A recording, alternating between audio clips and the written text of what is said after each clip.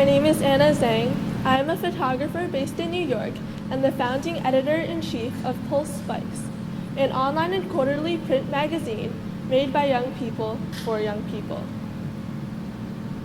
In this day and age, social media has become dominant over in-person communication. Because of this, many people perceive social media as something negative or unhealthy. But social media was how I got my start. I began taking pictures of my everyday life with a simple iPhone and started uploading the pictures onto Instagram 2 years ago. The response I received amazed me.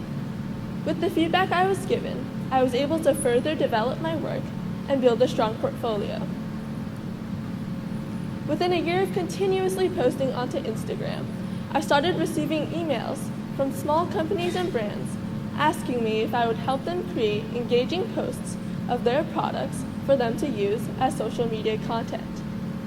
Recently, I found myself working with internationally renowned brands such as Uniqlo, Walgreens, and Dunkin' Donuts. And I'm only 14 years old. This was my first time photographing and attending a concert. My passion for music led me to be interested in live music photography. Prior to the event, I was both nervous and excited. Scared because I had never done anything like this before and I had no idea what to expect, but also excited because I loved the band. And I realized that that was the exact combination on how I should feel. A bit of terror and a lot of excitement. The fact that I was scared showed that what I was about to do would be worth accomplishing, and the excitement kept me from giving up.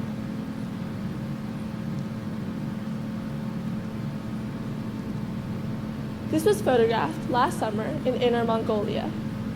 These structures are called yurts, which are much like circular tents. My father and I tried the authentic living accommodations for a night.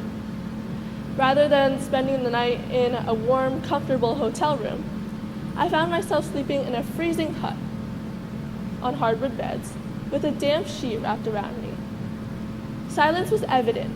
There wasn't the usual buzz of car horns or sirens, just crickets filling the night. There was no internet or Wi-Fi, and the toilet leaked, so the bathroom wasn't someplace you wanted to enter. That night, I laid on the hardwood beds, questioning my life. Spending the night in a yurt? Truly a first, and most definitely a last. So how does a current high school freshman manage to experience the amazing things life has to offer? Well, schoolwork consumes most of my time, and other extracurricular activities, such as sports, music lessons, and clubs, also takes up a significant chunk of my free time. With a tight schedule, I found it difficult to step out of my everyday routine. In fact, I think most students rarely ever leave their normal routine. Life passes by, but nothing exciting ever happens. To maintain a balance among feeding my creativity and managing my schedule, I developed a plan to try one new thing each month and to take tiny steps out of my comfort zone.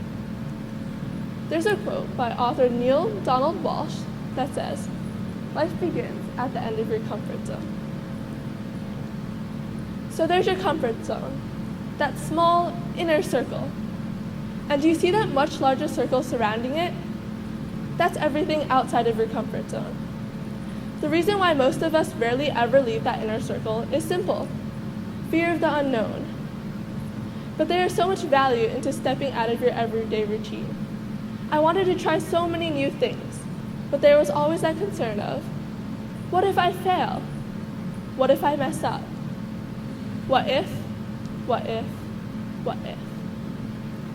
But what if I had never stepped out of my comfort zone and tried something new? I would have missed all of these amazing life opportunities. Besides spending the night in a yurt and photographing concerts, I also directed a marketing campaign, photographed a fashion show, tried the many traditional foods of Thailand, and also launched a magazine and fed bananas to an elephant. How cool is that? From trying one new thing each month, my comfort zone has significantly expanded. By forcing yourself to step out of your comfort zone, you're forcing yourself to grow and gain knowledge. By forcing yourself to do one new thing and to try something new each month, you are forcing yourself and setting a deadline to do it instead of always putting it off. Someday becomes today. And lastly, you can inspire others to step out of their comfort zones and to try something new as well. That's what I hope to do today. When was the last time you tried something for the first time? Thank you.